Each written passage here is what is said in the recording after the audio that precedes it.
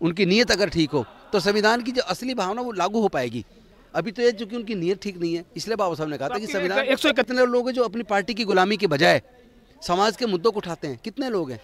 कितने लोग हैं जो अगर समाज का हक ना मिले तो अपना मंत्री पद और विधायक और वो सब कुछ छोड़ने को तैयार हैं?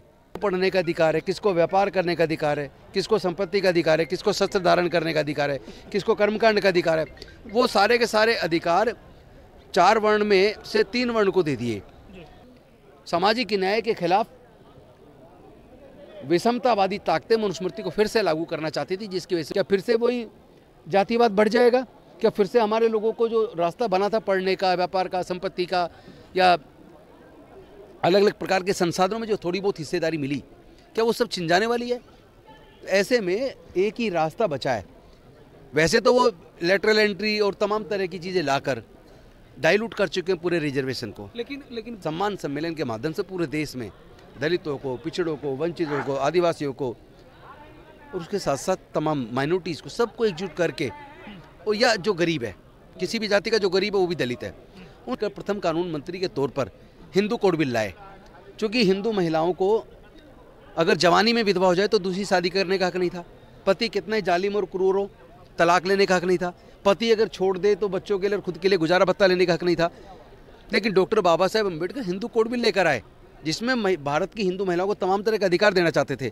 एक आर्टिकल 340 में जो ओबीसी को भी रिजर्वेशन मिले, जिसके लिए पूरी संसद ने कहा नहीं, उसके लिए पहले कमीशन बिठाओ, पूरा स्टडी होगा, रिपोर्ट आएगी तब उसको देंगे। और दूसरा हिंदू कोड बिल की हिंदू महिलाओं को भी बाकी लोगों के बराबर अधिकार मिले, तो लागू करवाया। और उसके बाद हिंदू महिलाओं को तलाक का अधिकार भी मिला, गुजारा भत्ते का अधिकार भी मिला, दूसरी शादी करने का भी अधिकार मिला और संपत्ति में भी हक मिला। सर ये मानते, दूसरी जो धारा है, जो सामाजिक न्याय की धारा है, उसको इस आंदोलन को तेज करना जरूरी है। सर बाबा, यस बिल्कुल, मैं मंत्री रहा हूँ 5.5 साल, पौने 10 साल के करीब विधायक रहा हूँ, तो इसी तरह बाकी भी विधायक और मंत्री सांसद हैं, क्यों नहीं वो समाज की आवाज़ बनते हैं? वो गद्दारी कर रहे हैं संविधान के साथ और बाबा साहेब अम्बेडकर जी के साथ, समाज के साथ गद्दारी कर रहे हैं। और ऊपर से अगर वो मजबूत हों तो फिर संविधान को इफेक्टिव तरीके से लागू करेंगे। कि एक बीजेपी और आरएसएस का एक सपना था कि 2025 में आरएसएस को बने 100 साल होंगे और वो हिंदू राष्ट्र की घोषणा करेंगे।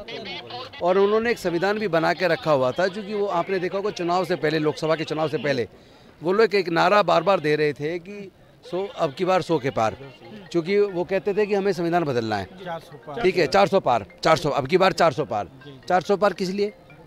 और संविधान बदलने का आप सोच ही क्यों रहे? वो संविधान जिसने पूरे देश में तमाम जाति, तमाम धर्म, तमाम भाषा, क्षेत्र, सारी बाउंड्री तोड़ के सबको समान रूप से आगे बढ़ने का रास्ता बनाया। और उस संविधान ने जिसने मनुस्मृति का स्थान लिया, चूँकि उससे पहले मनुस्मृति में किसको पढ़ने का अधिकार है, किसको व्यापार करने का अधिकार है, किसको संपत्ति का अधिकार है, किसको शस्त्र धारण करने का अधिकार है, किसको कर्मकांड का अधिकार है, वो सारे के सारे अधिकार 4 वर्ण में से 3 वर्ण को दे दिए। और जो चौथा वर्ण शूद्र और उस वर्ण से भी बाहर, जिसे पंचम बोलते थे या अनटचेबल, अछूत, उसको तो जमीन के नीचे दबा दिया नींव में। उस 4 मंजिला इमारत की नींव को और पहला माला यानी शूद्र, जिसमें अति पिछड़ा और पिछड़ा वर्ग आता है, उनको ना पढ़ने का अधिकार था, ना संपत्ति का, ना व्यापार का, जिसकी वजह से वो लोग सत्ता से, संपत्ति से, व्यापार से, धन दौलत से, सभी से वंचित हो गए। तो उस मनुस्मृति का स्थान डॉक्टर बाबा साहेब अम्बेडकर जी ने जो संविधान देकर दिया, उसके माध्यम से फिर दलितों को, पिछड़ों को, आदिवासियों को, सबको आगे बढ़ने का कुछ ना कुछ मौका मिला। रिजर्वेशन मिला तो MP, MLA, मंत्री, सब कुछ बनने का, डॉक्टर, इंजीनियर, जज, कलेक्टर, साइंटिस्ट, प्रोफेसर बनने का मौका मिला। कुछ लोग व्यापार में भी आए, लेकिन वो उन लोग को ये बात डाइजेस्ट नहीं हो रही है कि जो लोग जिसको वो पैर की जूती समझते थे, जो उनके घर के सामने से चप्पल पहन के नहीं गुजर सकता था, जो उनके आ जाने पे अपनी कुर्सी खाट से खड़ी हो जाया करता था, आज वो व्यक्ति अपने लिए हक मांग रहा है, आज वो व्यक्ति सत्ता से सवाल कर रहा है, तो उनको ये बात चुभती है। तो वो प्रजातंत्र को नहीं चाहते, वो राजतंत्र को चाहते हैं, मनुवाद को चाहते हैं। सामाजिक न्याय के खिलाफ विषमतावादी ताकतें मनुस्मृति को फिर से लागू करना चाहती थी, जिसकी वजह से वो अब की बार 400 पार का नारा दिया और संविधान बदलने का उन्होंने संकल्प किया और हिंदू राष्ट्र बनाने की जो बात की। हिंदू राष्ट्र का मतलब क्या है? हिंदू राष्ट्र का मतलब क्या? फिर संविधान खत्म होगा और मनुस्मृति से देश चलेगा? क्या फिर से वही जातिवाद बढ़ जाएगा? क्या फिर से हमारे लोगों को जो रास्ता बना था पढ़ने का, व्यापार का, संपत्ति का या अलग अलग प्रकार के संसाधनों में जो थोड़ी बहुत हिस्सेदारी मिली, क्या वो सब छिन जाने वाली है? ऐसे में एक ही रास्ता बचा है। वैसे तो वो लेटरल एंट्री और तमाम तरह की चीज़ें लाकर डाइल्यूट कर चुके हैं पूरे रिजर्वेशन को। लेकिन ऐसे में संविधान के साथ खड़ा होना और संविधान की मूल भावना को इफेक्टिव तरीके से लागू करवाना, ये हम सबकी जिम्मेदारी बन जाती है। इसने संविधान सुरक्षा सम्मेलन के माध्यम से या संविधान सम्मान सम्मेलन के माध्यम से पूरे देश में दलितों को, पिछड़ों को, वंचितों को, आदिवासियों को और उसके साथ साथ तमाम माइनॉरिटीज़ को, सबको एकजुट करके, और या जो गरीब है, किसी भी जाति का जो गरीब है वो भी दलित है, उन सब के न्याय की लड़ाई को तेज़ करने के लिए, मजबूत करने के लिए और संवैधानिक मूल्यों को जन जन तक पहुँचाने के लिए कि क्यों संविधान जरूरी है, क्यों उसकी रक्षा जरूरी है, उसके होने से क्या फ़ायदा, जाने से क्या नुकसान होगा, ये बात पूरे देश में जाकर लोगों को बताना जरूरी है, जिसकी वजह से ये सम्मेलन हम जगह जगह जाकर पूरे देश में कर रहे हैं। लेकिन सर, भाजपा के कुछ नेताओं और आरएसएस के मोहन भागवत ने कहा है कि देश में आज़ादी 1947 नहीं मिली, 1947 में नहीं मिली। तो क्यों कहा जानते हैं आप?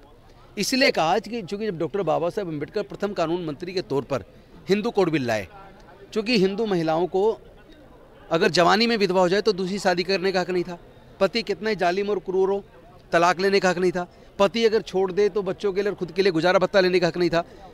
लेकिन doctor Baba Saheb Ambedkar Hindu code bill लेकर आए, जिसमें भारत की हिंदू महिलाओं को तमाम तरह के अधिकार देना चाहते थे।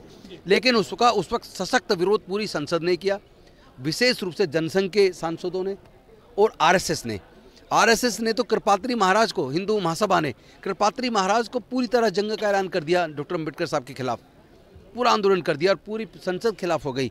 और डॉक्टर बाबा साहेब अम्बेडकर बेसिकली दो चीज़ मुख्य रूप से लेकर उस वक्त लागू करवाना चाहते थे। एक, आर्टिकल 340 में जो ओबीसी को भी रिजर्वेशन मिले, जिसके लिए पूरी संसद ने कहा नहीं, उसके लिए पहले कमीशन बिठाओ, पूरा स्टडी होगा, रिपोर्ट आएगी तब उसको देंगे।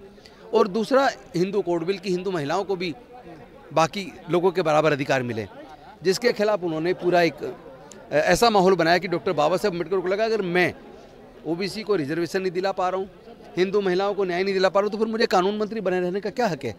उन्होंने फिर कानून मंत्री के पद से त्यागपत्र दे दिया, इसको ठोकर मार दी और सामाजिक न्याय की लड़ाई को इतना तेज़ किया, जब 52 में दोबारा चुनाव हुआ और जवाहरलाल नेहरू जीत के आए, फिर उन पर प्रेशर बनाया और उसको लागू करवाया। और उसके बाद हिंदू महिलाओं को तलाक का अधिकार भी मिला, गुजारा भत्ते का अधिकार भी मिला, दूसरी शादी करने का भी अधिकार मिला और संपत्ति में भी हक मिला। सर, ये मानते हैं कि बाबा साहब ने जो कहा, एक मिनट, जो आपका सवाल था उसका जवाब दे रहा हूँ। चूंकि वो हिंदू कोड बिल 4 टुकड़ों में बट के लागू हो गया और मनुस्मृति पे बहुत बड़ा कुठारा था और बाकी लोगों को बराबर का हक मिला, इसलिए उन्होंने ये सोचा कि भाई ये संविधान को बदलना जरूरी है, तभी मनुस्मृति स्थापित होगी, तभी हिंदू राष्ट्र वापस आएगा।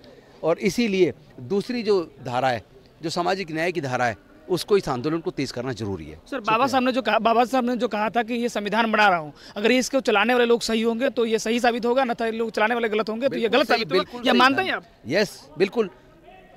मैं मंत्री रहा हूँ 5.5 साल, पौने 10 साल के करीब विधायक रहा हूँ, तो इसी तरह बाकी भी विधायक और मंत्री सांसद हैं, क्यों नहीं वो समाज की आवाज़ बनते हैं? वो गद्दारी कर रहे हैं संविधान के साथ और बाबा साहेब अम्बेडकर जी के साथ, समाज के साथ गद्दारी कर रहे हैं।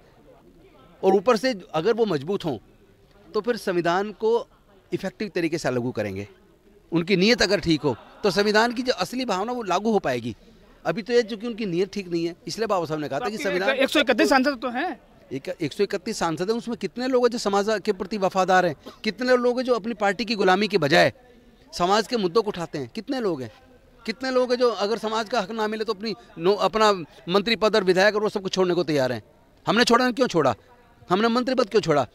जब हमने 22 प्रतिज्ञाएं दोहराई, 10,000 से ज़्यादा 12,000 लोगों के साथ बौद्ध धर्म की दीक्षा दी, तो हमें अरविंद केजरीवाल जी ने कहा कि भाई या तो तुम ये अम्बेडकरी मिशन और बुद्धिज्म चलाओ या मंत्री रहो। हमने कहा ठीक है, हम मिशन चलाएंगे, हम इस्तीफा दे रहे हैं, हमने दे दिया। शुक्रिया।